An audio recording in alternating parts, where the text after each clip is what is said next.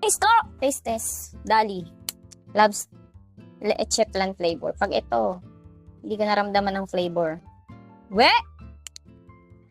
May itim-itim. Dulo-dulo yung palaman. Oh! Parang di naman leche plan. 4 pesos something lang to. Not bad. May lasa yung tinapay. Pero hindi siya leche plan flavor. 5 out of 10. Hindi siya true to life. Hindi siya yung sinabi niya. Basag ang labi.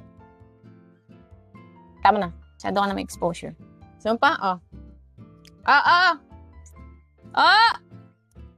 Strawberry flavor. Mas mura to sa Yakult. Tapos medyo mas malaki pa. Ay, Mr. pala. Parang di naman siya purong strawberry. 5 out of 10. Baba man bigay. Kasi hindi totoo eh. Pero mura lang, masarap.